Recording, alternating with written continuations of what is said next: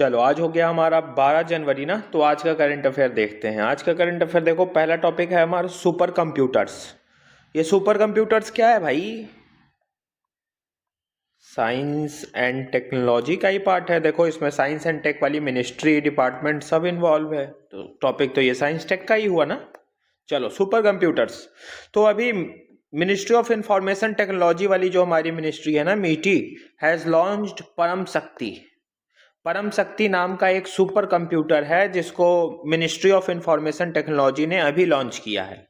परम शक्ति क्या है? इंडिया का एक सुपर कंप्यूटर है जिसको मिनिस्ट्री ऑफ इंफॉर्मेशन टेक्नोलॉजी ने अभी इसको लॉन्च किया है। कहाँ पे लॉन्च किया है? आईआईटी मद्रास में लॉन्च किया है। अब ये परम शक्ति इंडिजीनियसली डेवलप्ड है, सुपर कंप्यूटर है और अल्मा लिनक्स सॉफ्टवेयर के बेसिस पे ये काम करता है। ठीक, अब ये जो सुपर कंप्यूटर बना है परम शक्ति, ये किस मिशन के अंडर बना है?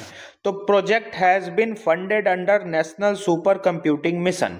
इंडिया के पास एक नेशनल सुपर कंप्यूटिंग मिशन है, इसी नेशनल सुपर कंप्यूटिंग मिशन के अंदर ये परम शक्ति बनाया गया है। ठीक है, इसी नेशनल सुपर कंप्यूटिंग मिशन के अंदर ये परम शक्ति बनाया गया है। कब लॉन्च? अब ये परम शक्ति के बारे में तुमको हम बता दिए कि ये इंडिया का सुपर कंप्यूटर है, इंडिजीनियसली बना है, अल्मा लिनक्स सॉफ्टवेयर पे ये काम करता है और अभी मिनिस्ट्री ऑफ इंफॉर्मेशन टेक्नोलॉजी ने इसको लॉन्च किया है। इसको बनाया गया था नेशनल सुपर कंप्यूटिंग मिशन के अंडर। अब नेशनल सुपर कंप्यूटिंग मिशन देखो, ये कब लॉन्च हुआ है? तो 2015 में लॉन्च हुआ है। डिपार्टमेंट ऑफ साइंस टेक और मिनिस्ट्री ऑफ इंफॉर्मेशन टेक्नोलॉजी दोनों मिलकर इसमें काम करती है। और इसको इम्प्लीमेंट कौन करता है? तो सीडेक और ये है ना, Indian institute of science, IIS, ये दोनों मिलकर इसको इम्प्लीमेंट करती है। अब और कुछ बेसिक देखो,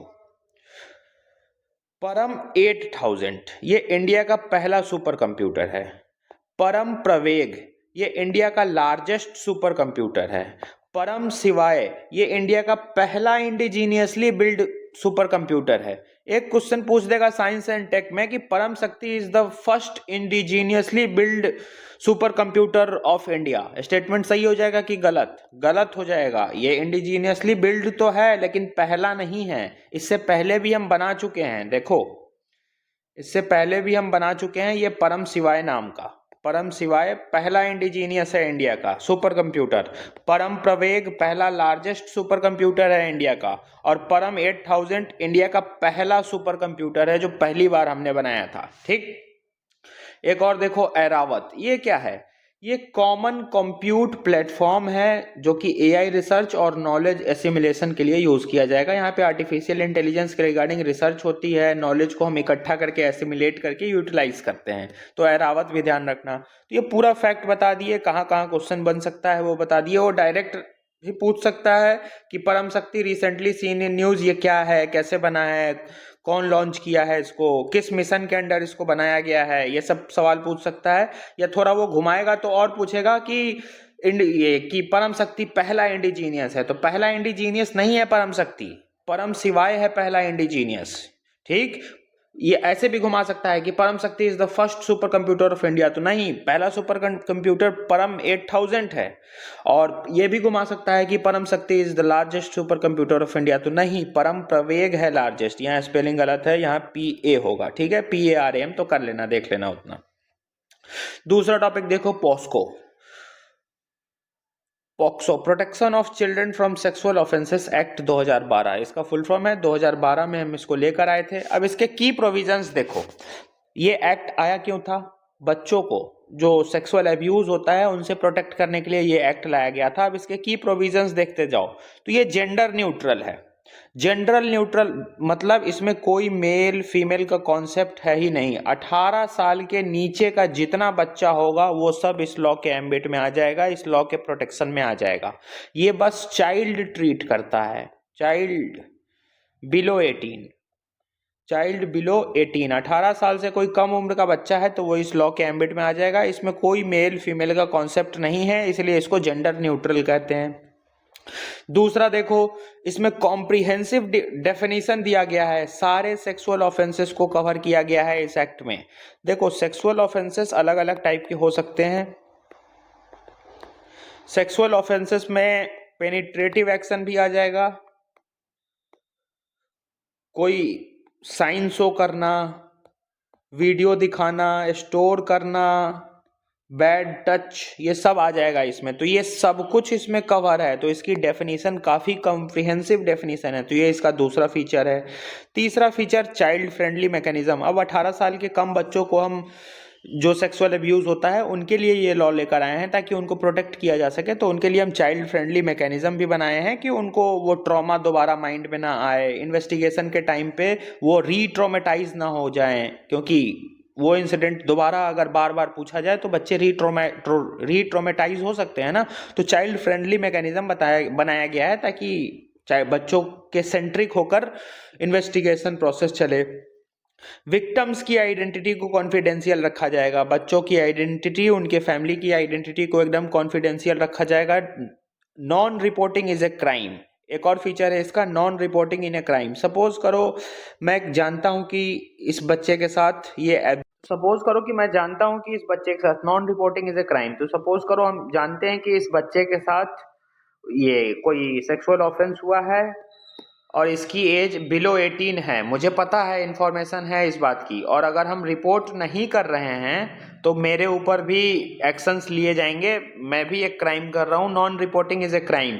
अगर फैमिली को पता है कि उनके बच्चे के साथ ये इंसिडेंट हुआ है और वो सोसाइटी के प्रेशर में, इज्जत के चक्कर में अगर नहीं रिपोर्ट कर रहे हैं तो क्रिमिनल ऑफेंस है। Non reporting is a crime इस प्रोविजन में दिया गया है कि अगर आपके पास इंफॉर्मेशन है कि किसी भी बच्चे के साथ ऐसा इंसिडेंट हुआ है और अगर आप रिपोर्ट नहीं करते हैं तो आपके ऊपर भी क्रिमिनल ऑफेंस के अंडर, क्राइम वाले जो ऑफेंस होते हैं ना, उसमें कार्रवाई होगी। ये पॉक्सो में प्रोविजन दिया हुआ है, ठीक। और देखो, no time frame for reporting,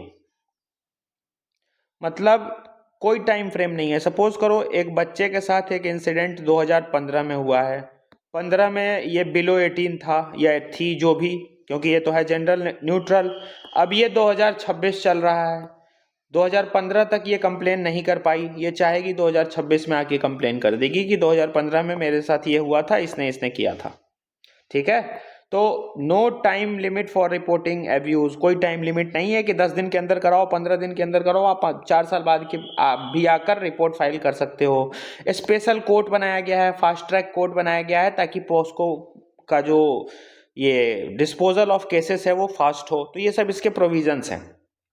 अब सिग्निफिकेंस देखो पॉक्सो का क्या है, तो सिग्निफिकेंस में चाइल्ड प्रोटेक्शन बढ़ी है, चाइल्ड फ्रेंडली प्रोसीजर है, अवेयरनेस बढ़ा है, रिपोर्टिंग अच्छी हुई है और काफ़ी स्ट्रिक्ट पनिशमेंट हम रखे हुए हैं।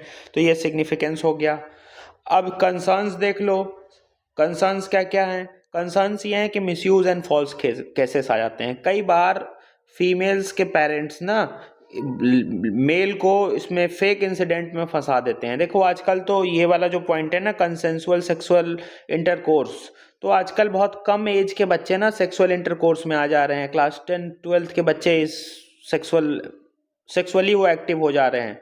तो एज 15 से 18 के बीच में ही उनकी सेक्सुअल एक्टिविटी स्टार्ट हो जाती है और ये कंसेंट वाली होती है, ठीक है, कंसेंट वाली होती है। लेकिन कई बार इस कंसेंटफुल सेक्स का मिसयूज कर लिया जाता है और फैमिलीज फॉल्स केस फाइल कर देती है, और एक बार पोस्को में केस फाइल हो गया तो बेल वेल भैया जल्दी नहीं मिलता है, ठीक। और काफ़ी स्ट्रिक्ट पनिशमेंट है। तो मेनली ये देखा जाता है कि फीमेल के साइड से, वो भी फीमेल बच्चे के साइड से नहीं, फीमेल के पेरेंट्स के साइड से इसका मिसयूज किया जा रहा है, ठीक है।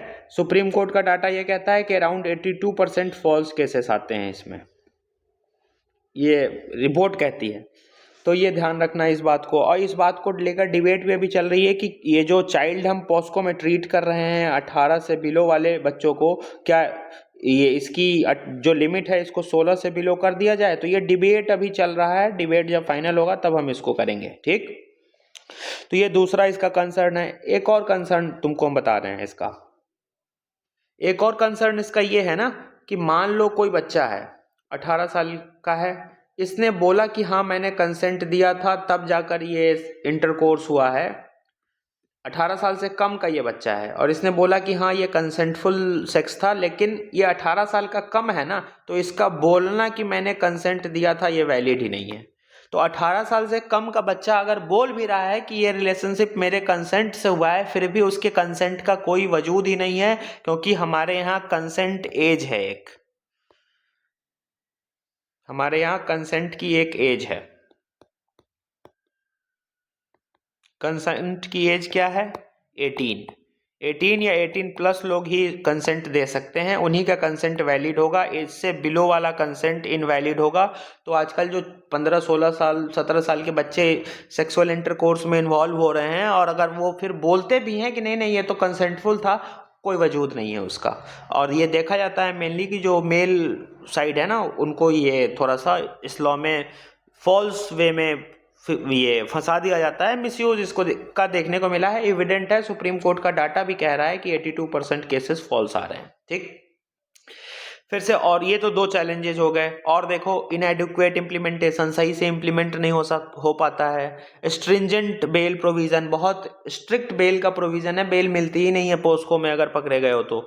लैक ऑफ अवेयरनेस, जो पेरेंट्स हैं, फीमेल्स हैं, उनको पता ही नहीं है इस लॉ के बारे में, तो वो कंप्लेन ही नहीं कर पाते हैं। और सोशल बैरियर्स में देखो दिक्कत ये आती है ना कि घर वालों को पता है कि ऐसे केसेस हुए हैं, लेकिन वो रिपोर्ट नहीं करते हैं रेपुटेशन के कारण, उनकी फॉल्स रेपुटेशन के कारण। ये झूठी रेपुटेशन ही है और कुछ नहीं है। अगर पता है किसी पेरेंट को कि उनके बच्चे के साथ ऐसा इंसिडेंट हुआ है और वो कंप्लेन फाइल नहीं कर रहे हैं इस बात को लेकर कि मेरी इज्जत चली जाएगी, तो ये उनका इज्जत नहीं, ये उनका इनकी झूठी शान है। झूठी शान जो हम कहते हैं ना, ये उनकी झूठी शान है जो उन्हीं तक सीमित है, बस। तो ये इसके कंसर्न्स हैं, पढ़ लेना, बहुत सिंपल वे में लिखे हैं। अब सॉल्यूशन बता दो, तो अवेयरनेस दो, ट्रेनिंग कराओ, जो इन्फोर्समेंट एजेंसीज हैं उनका ट्रेनिंग इस तरीके से कराओ कि चाइल्ड सेंट्रिक इन्वेस्टिगेशन हो, इफिशिएंटली इम्प्लीमेंट करो, बेल का प्रोविजन को जुडिशियस बनाओ ताकि मिसयूज ना हो, मॉनिटरिंग मैकेनिज्म होना चाहिए, और विक्टिम्स को सपोर्ट दो हर तरीके से। तो ये इसका सॉल्यूशन हो गया। एक डिबेट पॉक्सो को लेकर अभी चल रही है, ये वाली डिबेट, कि आजकल जो रोमांटिक रिलेशनशिप है, सेक्सुअल एक्टिविटी वाली एज है, ये डिक्लाइन देखने को मिली है। आजकल 15, 16 के जो बच्चे हैं वो इंडल्ज हो गए हैं सेक्सुअल एक्टिविटी में, तो क्यों ना इस एज को 18 से 16 कर दिया जाए, ऐसा कहा जा रहा है, डिबेट चल रही है। फाइनल कुछ नहीं हुआ है, फाइनल हो जाएगा तब करेंगे। ठीक, चलो तीसरा टॉपिक देखो, वेइमार ट्रायंगल फॉर्मेट। ये क्या है? तो ये एक समिट होता है, 3 देशों का है, अभी तुमको हम बता रहे हैं। तो इंडिया पहली बार इसमें पार्टिसिपेट किया है, फर्स्ट टाइम, ध्यान रखना। पूछ देंगे कि India participated in this summit since it 5th time, तो ये गलत हो जाएगा, पहली बार इसमें पार्टिसिपेट किया है।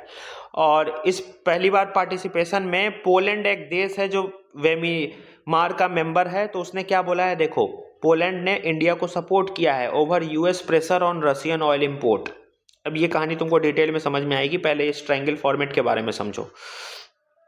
तो वेइमार ट्रायंगल फॉर्मेट जो है ना, ये ट्राइलेटरल फॉर्मेट है, जो कि पॉलिटिकल डिप्लोमेटिक ग्रुप है, फ्रांस का, पोलैंड का, जर्मनी का। इसमें 3 देश हैं, फ्रांस, पोलैंड, जर्मनी। ठीक, अब इंडिया पहली बार इसके मीटिंग में गया है, फर्स्ट टाइम पार्टिसिपेट किया है इसके मीटिंग में, और इस मीटिंग में पोलैंड ने इंडिया को सपोर्ट किया है कि हाँ तुम रसिया से तेल खरीद रहे हो, सही कर रहे हो, यूएस गलत कर रहा है। ठीक, इस बात को लेकर सपोर्ट किया है। अब यहाँ रुकना, एक बात को लेकर तुमको हम बताते हैं। तुमको ऐसा दिख रहा है कि यूएस ऐसे कर रहा है, वैसे कर रहा है, ये कर रहा है, वो कर रहा है, यूएस के बैकड्रॉप में क्या चीजें चल रही हैं पता है? यूरोपियन कंट्री जितने हैं ना,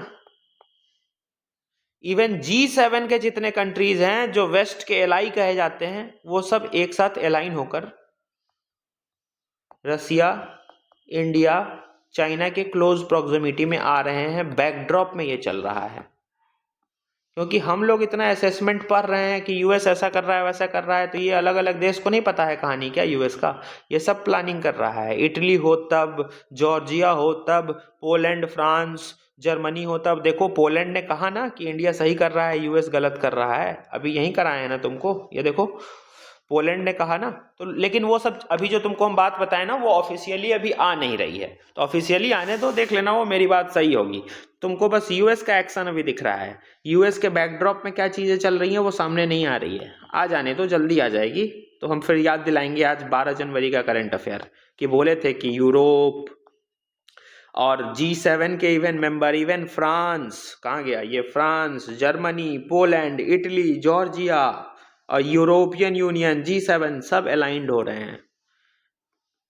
रहे हैं यूएस के अनप्रेडिक्टेबिलिटी के खिलाफ, और क्लोज प्रॉक्सिमिटी में जा रहे हैं रसिया, इंडिया, चाइना के साथ। देख लेना। एक और चीज तुमको भी दिख रहा होगा, बांग्लादेश जल रहा है, नेपाल की कहानी खत्म है। कोई तो ऐसा बाहर देश बैठा है जो चाहता है कि इंडिया इसी सब में इन्वॉल्व हो, और एक बार इन्वॉल्व हो जाएगा ना तो इंडिया की लड़ाई सिर्फ बांग्लादेश से नहीं होगी, इंडिया की लड़ाई सिर्फ नेपाल से नहीं होगी, इंडिया को 32 वेस्टर्न पावर से लड़ना होगा, नाटो से। इनडायरेक्ट वे में। अब तुम तो कहोगे कि बांग्लादेश नाटो का मेंबर नहीं है, तो कैसे नाटो उसके फेवर में आ जाएगा? बैकड्रॉप से पैसे मिलेंगे बांग्लादेश को, हथियार मिलेंगे, और इंडिया जो अभी विकसित भारत का गोल लेके चल रहा है वो इस छोटे से बांग्लादेश में फंसा रह जाएगा। तो वो चाहते हैं कि इंडिया अटैक कर दे बांग्लादेश पे, इसीलिए इतना कियोस करवा रहे हैं बांग्लादेश में। कौन? कोई एक है वेस्टर्न अनप्रिडिक्टेबल देश, यूएस नाम का, वही।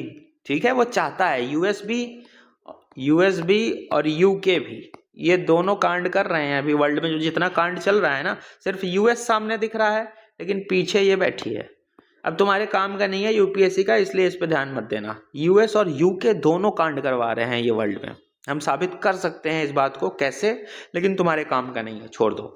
तो ये प्रोवोक किया जा रहा है इंडिया को। हम तुमको एक कराए थे ट्राइलैटरल नेक्सस, अभी रिवीजन करा दिए हैं ना करंट अफेयर का, जून के ही पीडीएफ में वो ट्राइलैटरल नेक्सस वाला आर्टिकल तुमको मिल जाएगा। उस ट्राइलैटरल नेक्सस बारे में आर्टिकल में हम पढ़े थे कि चाइना, बांग्लादेश और पाकिस्तान इकट्ठा हो रहा है। चाइना, बांग्लादेश और पाकिस्तान इकट्ठा हो रहा है, और एक साथ वो कुछ कुछ एक्टिविटी ऐसा करता है, प्रोवोक करता है इंडिया को, क्योंकि चाइना ये चाहता है कि इंडिया इन्वॉल्व रहे अपने पड़ोसियों के मैटर में, और बड़ा ग्लोबल ग्रोथ जो है उसको इंडिया अचीव ही ना कर पाए। तो अगर हम वॉर में ही उलझे रहेंगे, वो भी बांग्लादेश और पाकिस्तान के साथ, तो जो विकसित भारत का गोल है, ग्लोबल लीडरशिप की बात है, वो तो हमारी पीछे छूटेगी ना। इसीलिए ये छोटा सर्कल क्रिएट किया जा रहा है वेस्टर्न पावर्स के थ्रू, चाइना के थ्रू, ताकि इंडिया कन्फाइंड रहे यहीं तक, आगे ना बढ़ पाए। सॉवरेन नेशन पैराडॉक्स, PSIR का एक टर्मिनोलॉजी है, हम तुमको बताए हैं, दोबारा बता रहे हैं।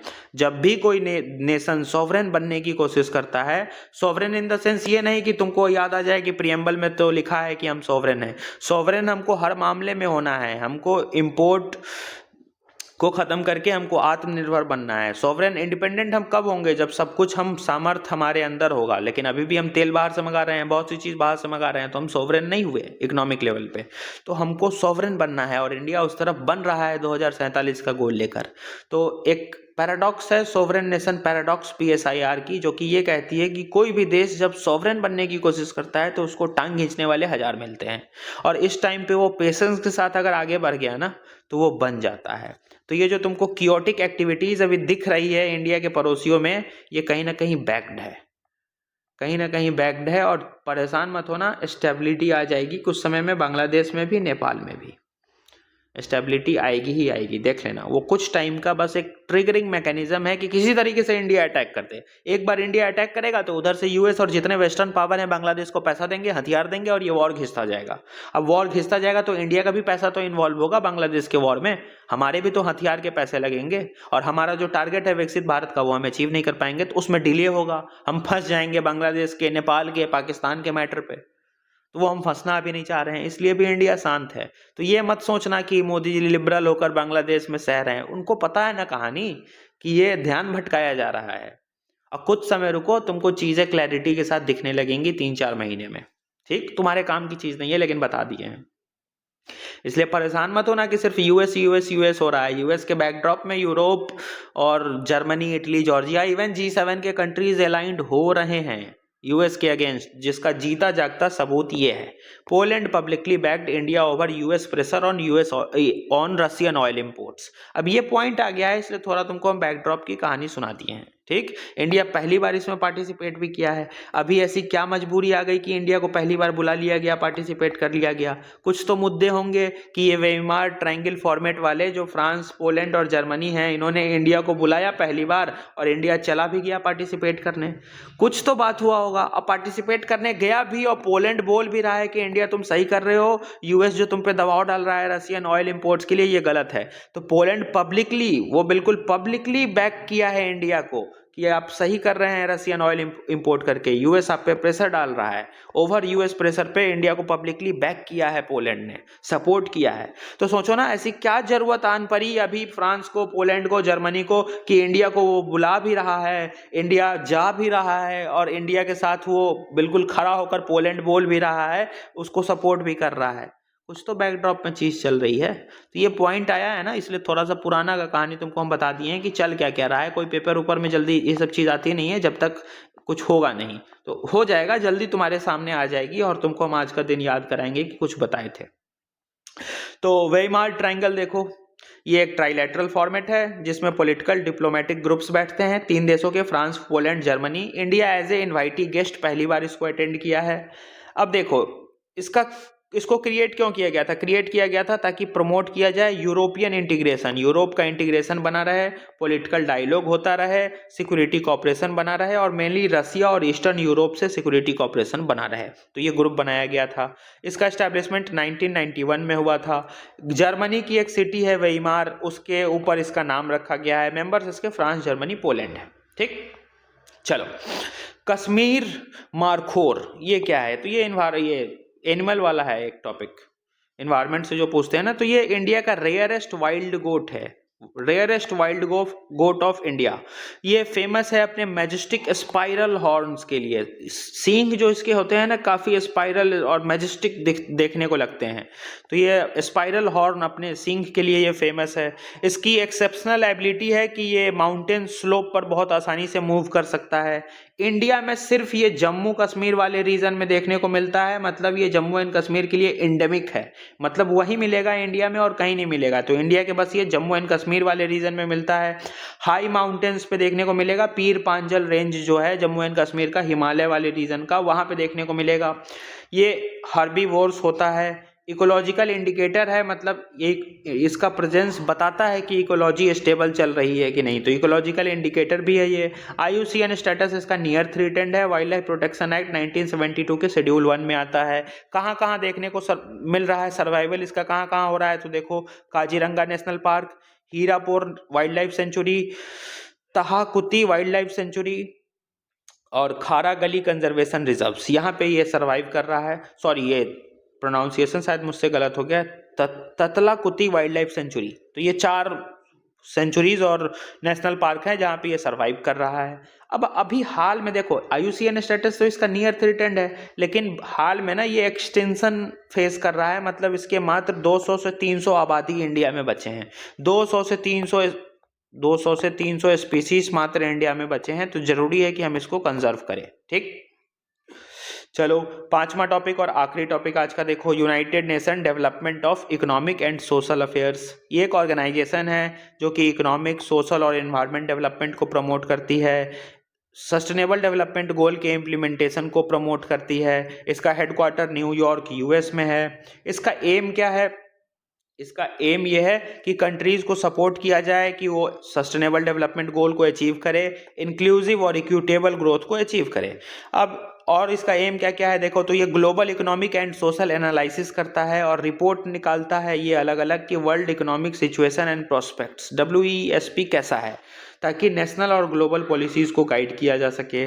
और क्या काम करता है? सस्टेनेबल डेवलपमेंट गोल को मॉनिटर करता है, कोऑर्डिनेट करता है, पहले ही बताया, प्रोग्रेस ट्रैक करता है 17 SDGs का कि कैसा हो रहा है प्रोग्रेस, पॉलिसी एडवाइस देता है, टेक्निकल असिस्टेंस देता है, इंटर गवर्नमेंट सपोर्ट प्रोवाइड करता है, ग्लोबल डाटा और रिसर्च एनालिसिस ये करता है।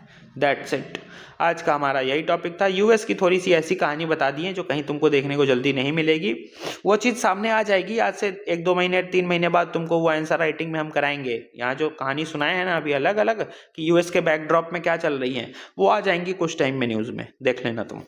ठीक, चलो आज का बस इतना करंट अफेयर था, दैट्स इट। वही US का फिर से रिपीटेड आर्टिकल आया है कि US अलग अलग इंटरनेशनल ऑर्गेनाइजेशन से विड्रॉ कर रहा है, तो इसका इम्पैक्ट क्या आएगा वो हम 1000 बार कर चुके हैं, रिवीजन शुरू कर दिए, तुमको देखने को मिल जाएगा कि किए हुए हैं। ठीक है, करंट अफेयर का रिवीजन शुरू कर दिया ना। जून का कल 1 घंटे का वीडियो अपलोड हुआ है ना, और थोड़ा सा हम 1 से 8 जून तक ही अभी रिवीजन कराए हैं। तुम लोग के सजेशन के लिए छोड़े हैं कि जो मेथड हम यूज कर रहे हैं, 1 घंटा यूज किए हैं करंट अफेयर रिवीजन कराने का, वो ठीक चल रहा है कि नहीं। अगर तुम लोग उसको यस करके एक्टिवेट कर दोगे तो हम फिर थोड़ी सी स्पीड को इंटेंसिफाई कर देंगे, और 1 महीने में, अभी जनवरी में है, अगर तुम लोग आजकल में ओके कर देते हो तो जनवरी महीने में जून और आधा जुलाई का करंट अफेयर हम रिवीजन करा देंगे। फिर फरवरी में पूरा जुलाई और अगस्त कर लेंगे। तो उसके बाद मार्च से हमारे पास इकोनॉमिक्स खत्म हो गया रहेगा, पॉलिटिकल साइंस खत्म हो गया रहेगा, जो मेजर सब्जेक्ट्स हैं खत्म हो गए रहे होंगे, जो अभी हम यूट्यूब की सीरीज चला रहे हैं। तो हमारे पास ज़्यादा टाइम बचेगा, तो हम करंट अफेयर को ज़्यादा टाइम देकर फास्ट फॉरवर्ड में रिवीजन कर लेंगे। तो रिवीजन हम करा देंगे तुम लोग का जरूर, जो छूटा हुआ है। और बाकी अभी तो रोज का रेगुलर चल ही रहा है ना, दिसंबर से तो करा ही रहे हैं ना। ठीक, बाकी करने वाले तो जून से मेरे साथ किए हुए हैं स्टूडेंट्स जो साथ हैं। चलो टेक केयर, अपलोड करते हैं इसको।